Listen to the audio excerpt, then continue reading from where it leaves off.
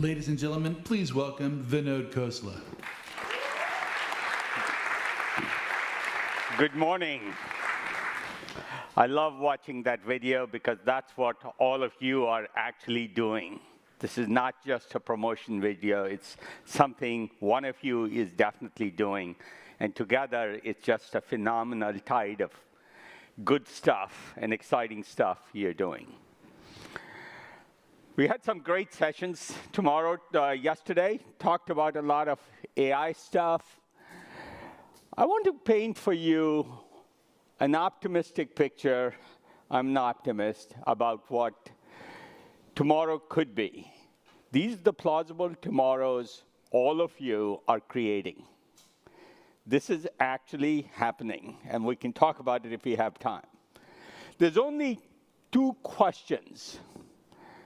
First, I'm very down on experts. They extrapolate the past, predict what can't be done. To me, there's only two questions. Who will do it? And it's one of you, I hope, or a new entrepreneur out there. And will they let it happen? The experts always tell us fusion can't be done. Public transit can't be done. AI doctors and therapists can't be done. So I think they discourage radical change and, frankly, prevent too much progress. Let me point to this retrospectively. I started innovation in 1980, and I worked only on innovation. Could experts imagine in 1985 a PC in every home? I had this argument. Email for grandma. I got laughed out of a dinner because I had my email address in the 80s on my business card. My MBA friends, business school friends, just thought that was so nerdy. Every major telco in the United States told me in 1995, TCP/IP would never happen. And they couldn't imagine Google. In the year 2000, pervasive mobile was laughed on. 2005. My point is, and I won't go through all of them, an iPhone was unimaginable, completely changed the user interface for how we use computers. I can keep going on. Experts always tell you what won't happen. But large change is almost always driven by entrepreneurs. And that's what excites me. That's why entrepreneurs excite me.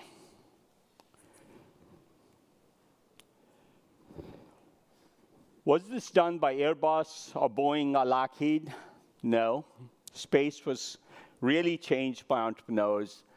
So was cars, electric cars, retailing, housing, transportation. You get the idea.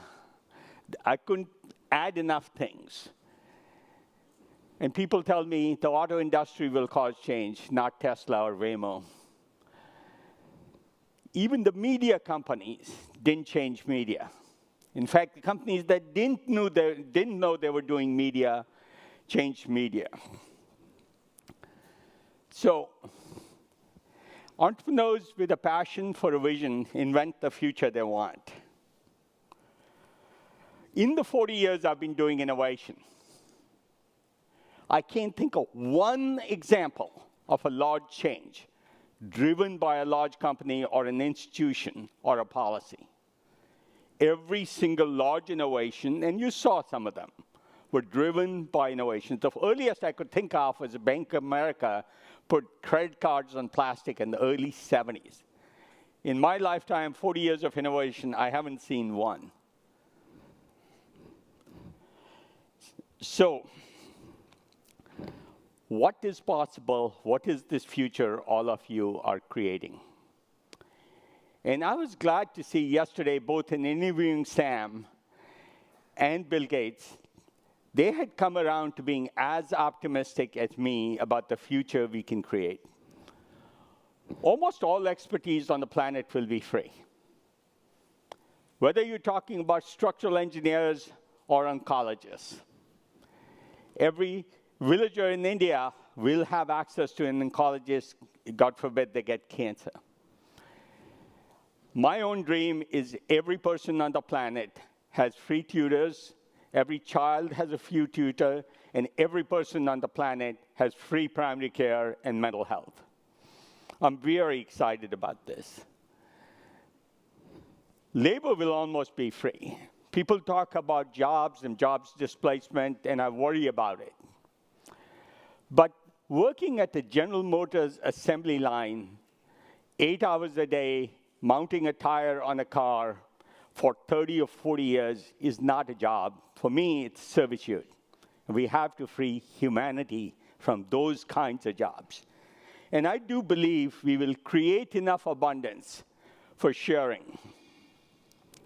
I'm a real techno-optimist, but a little different than some other people. I say you have to be a techno-optimist with caring and empathy. With that, it's just a wonderful vision for the future. I think there'll be 1 billion bipedal robots doing more labor than all the labor farm workers and assembly line workers and restaurant workers do today. And Bill and I started to get into, will the remaining large problem be a purpose for human beings? Much to be debated. I won't have time today, but I'm very optimistic about that. Computer use will grow expansively. Now, we think computer use is expansive today. But today, we have to learn how to use computers. And I think computers will learn humans instead of humans needing to learn computers. We will talk to them in natural language. And because of that, it will become like a utility in the background. We don't think about electricity. My funniest anecdote is in the 1920s, companies had a VP of electricity, just like they have a CIO or a VP of IT. Today. And I hope we get to that because 1 billion programmers will make so many applications possible. We'll have much better use of this massive utility called computers. 5 years ago, I said computers will create music, very personalized music, for the mood you want, for the state your brain is in today, right now. And I got laughed at. This was in Toronto. It's become obvious today. I actually think the amount of diversity in entertainment and the amount of creativity in entertainment will increase dramatically. People have this dystopian vision that it'll be soulless music. That's the term that gets used. I'm absolutely convinced, whether it's AI alone, AI enhancing human artists, or otherwise, we will see a lot more creativity and diversity.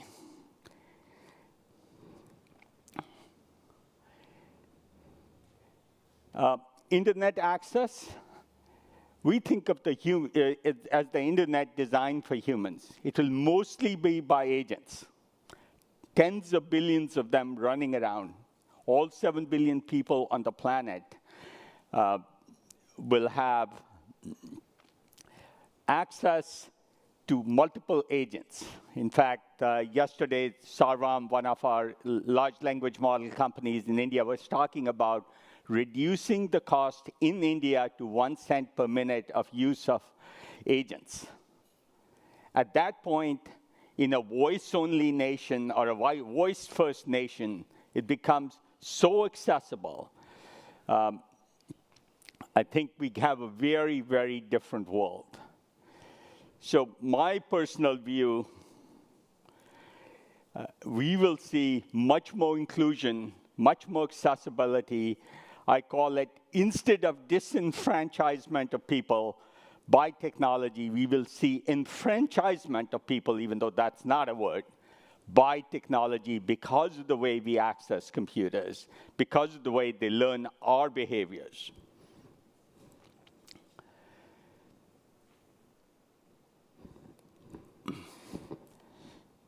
Medicine will also change, highly personalized. It bothers me, we all get recommended the same dose of aspirin.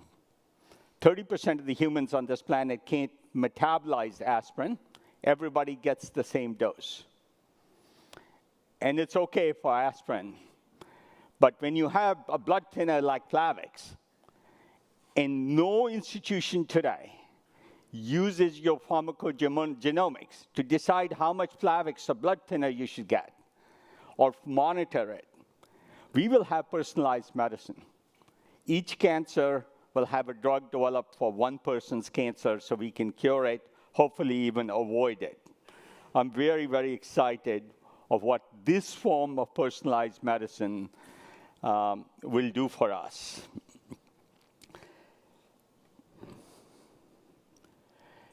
The level of medicine we have today, I call it the practice of medicine. Every decade, it's gone substantially better. And I can say today it's better than it was 10 years ago, which was better than when it was 20 years ago.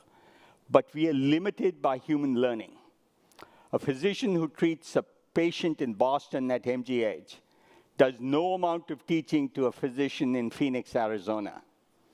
The Institute of Medicine in the early 90s called for a learning health system where every case informs every physician.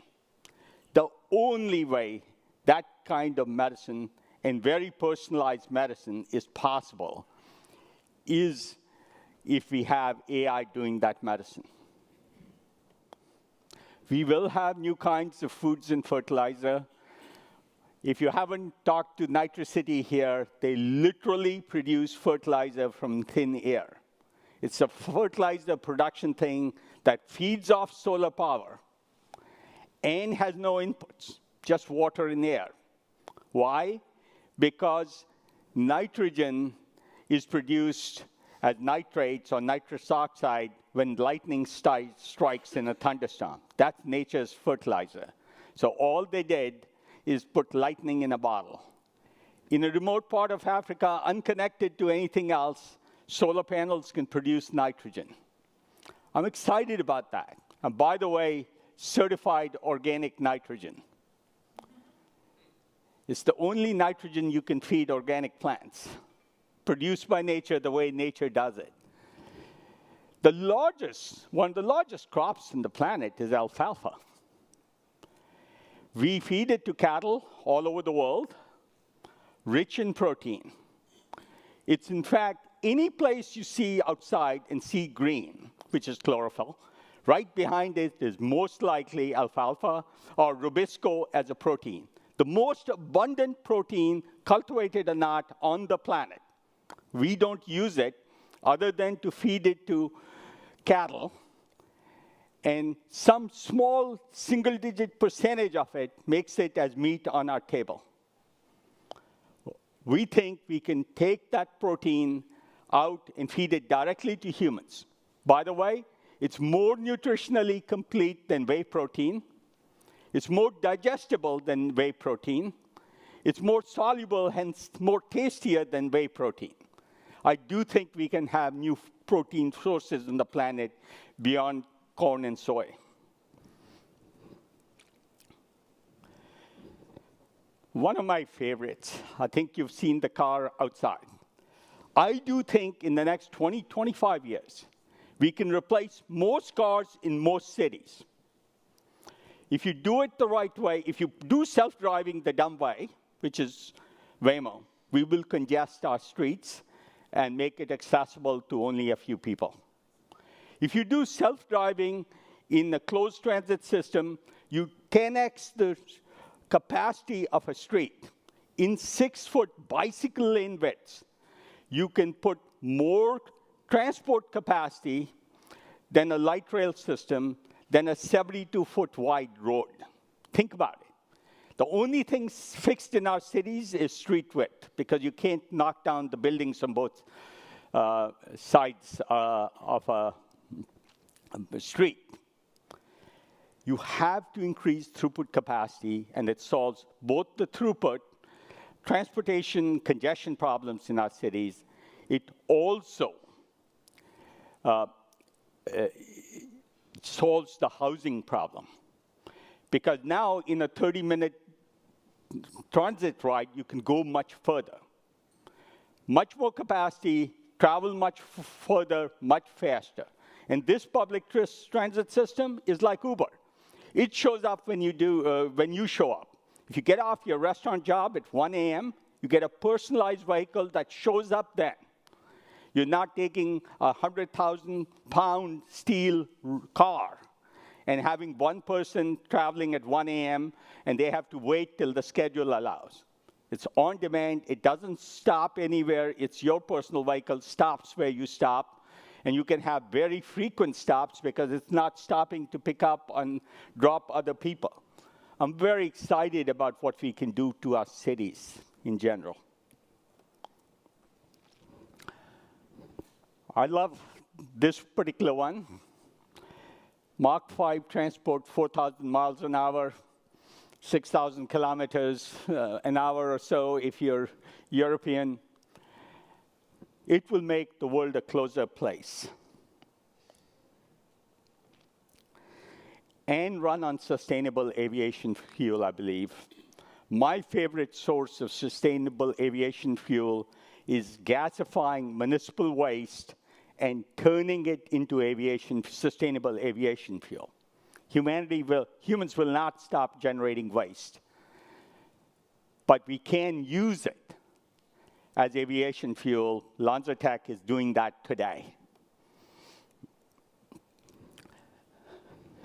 Experts tell me this is impossible, replacing every coal and natural gas plant in this country. They think you have to build fusion plants from scratch. In fact, we can replace the boilers and maybe the turbines in coal plants. And the example, and when people tell me it can't be done, I give them the following analogy. Before the Second World War, the US built 5 Liberty warships in the 10 years preceding. In the next 5 years, we built 5,000 Liberty warships because we put our mind to it. There's a Liberty Warship Museum in San Francisco on the Embarcadero. Go visit it. It's a lot more complex than a fusion boiler. Why can't we build 5,000 of them, which we've already demonstrated in the 1940s, to replace every carbon-emitting power plant in this country, and then, of course, in the rest of the world? So I'm excited about what's possible. People tell me there's not enough resources, not enough lithium for batteries, not enough copper for electric cars. In fact, I say we haven't started to look. In fact, we haven't started to develop the tools that let us look 1 kilometer under the Earth's surface to see what's there, or recover or recycle our lithium from batteries. All that is not only possible, but it's starting to happen. So I'm excited about that. I'm, in fact, optimistic about almost every carbon emitter. The mistake we have made, the environment says shut down cement plants, shut down coal plants. Wrong answer, because you make enemies who fight you. And they have a lot more money and power in Washington, D.C. And the right way to do it is to say, can we upgrade them? We just opened a cement plant in Northern California, not very far from here. The total output for the same limestone input for this cement factory, the total output of the cement goes up. Why? Because the CO2, which is weight out of the limestone, goes in the air, destroys our air. we repurpose it into calcium carbonate back, so the plant capacity actually goes up. We avoid shipping cement from China into this plant, and the cost per ton of cement goes down. So if we can repurpose coal power plants, if we can upgrade cement plants to be low carbon and more output and lower cost, that's the way to solve this problem. We can do the same with steel. I won't go through every one of these, but I'm pretty excited about what can be done. It takes only a few entrepreneurs. It does take the right policy, because policy can slow down or increase the pace of innovation. Unfortunately, more policy is under incumbent control, and that's why we need to get incumbents on our side. We need to help them turn a power plant that the Wall Street is saying, this is an obsolete asset, we will undervalue you, and say this is now a 30-year asset. It's good for humanity, it's good for the incumbent, it's good for carbon. There are many reasons this won't happen. I won't go into it. But I think this abundant future is possible if more entrepreneurs take shots on goal. We don't have to be certain these things succeed. We just need enough entrepreneurs with passion taking shots on goal and not giving up when the first setbacks happen. So it is up to all of you to make this happen, and others like you outside our portfolio. So let me stop there and tell you I'm very, very optimistic about what all of you are doing. When I see all of you at a meeting like this, I get very, very excited about the change you're causing, about the world we can create, despite the naysayers, despite the experts, who've been wrong every single time for the following reason. Experts think improbables are not important. I argue only the improbables are important. We just don't know which improbable. All of these plausible tomorrows are implausibles. But I can't see one reason why any of them will not happen if we take enough shots on goal. Thank you.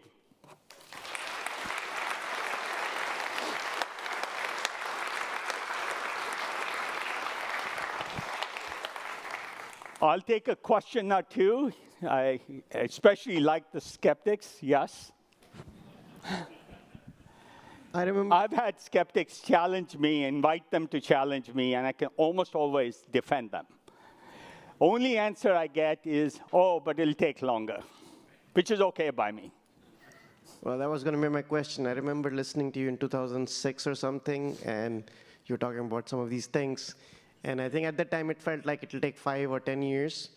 And clearly, a lot of that didn't happen. But now it seems like it's perfectly timed. So do you think you were optimistic, or do you think now is something fundamentally different happening in the tech landscape that suddenly it all seems much more possible?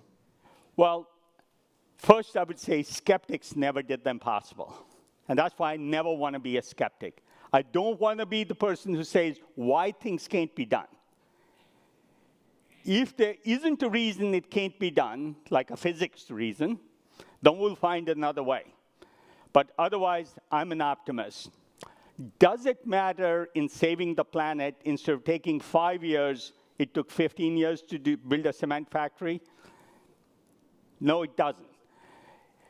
Does it matter that it took 5 years instead of 3 years to build a fusion magnet? No, it doesn't. In the context of 25 years from now and saving humanity, these things are worth trying. I like to say, and many of you fit in this category, I don't mind a 90% probability of failure if there's a 10% chance of changing the world. And we do have more than a 10% chance of changing the world in all these. That's why you have to take a can-do aptitude. I have to say, you should try and fail, not fail to try. Because, and that's not an original quote, it's Seneca. If you fail to try, you have failed before you started. So let's try them. Any other question? Thank you. So one, we absolutely will change the world, especially when it comes to decarbonization, and I think everyone knows that's where the market's going. But how bad do you think things will get in terms of climate disasters before we see an acceleration in investment and adoption and deployment? And I think one of my slides said we can find carbonization solutions if we have time. I started off on the environmental journey soon after the year 2000. Actually, 2004, 2005, I delayed it by 4 or 5 years for a funny reason. In the year 2000, I decided I would either work on poverty or work on climate. And I decided first to attempt poverty. And I went to Bangladesh, spent time with Professor Yunus, and worked in microfinance. And I then decided we didn't have enough time for climate and started focusing on climate. That's a personal journey. But I can't tell you we have enough time. But if we don't get started, whenever climate gets exponentially bad, and it is already proving to be much worse than we planned, the models were mostly optimistic, not pessimistic. So do we have enough time? I don't know, but I don't care because I can't do anything about the fact that it may happen sooner. All we can do is do the best we can to reduce it if it does happen. Last question I'm going to take in the I think it's me. Maybe I'll take another question in the back there. I know we are sort of out of time, but yes, go ahead. Peter? Oh, yes, sorry. So I think we needed this presentation, particularly after Messina's presentation yesterday. I think we were super depressed. And I don't think Samir gave us a lot of optimism either with Messina. But I agree with everything you said. And so just a quick, and maybe this is a little deeper question, Vinod, but you got to be optimistic. Forget the cynics, I agree. Forget being pessimistic, I agree. But at what point does reality kick in and balance your optimism? So you have an idea, you have a company, but it's not materializing or it's not. So let me give you my view. I never feel stress. Why don't I feel stress? Because my approach to life is, if I have a problem, I do the absolute best I can do. I even say to myself, good, and to my children, good, it's very frustrating for them. Good isn't good enough, great is barely acceptable. But after you've done, ask my son, he's there, he heard this. He always heard this. When he got a 98th percentile on one of his SAT scores, he didn't tell me for 2 weeks. But after you've done the most you can't do any more. So why stress about what you can't do anything about? Life will come at you, shit happens, you live with it, you be resilient through it. But do the most you can and then be happy. You've done the most you can. So, last question in the back there.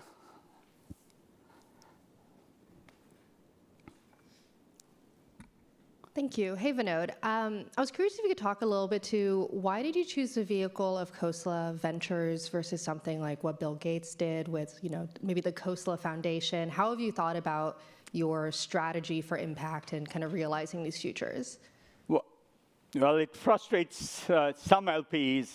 I always say in our fundraising decks that mission is as important as ambition. Ambition being IRR for them, mission being what the impact we can make.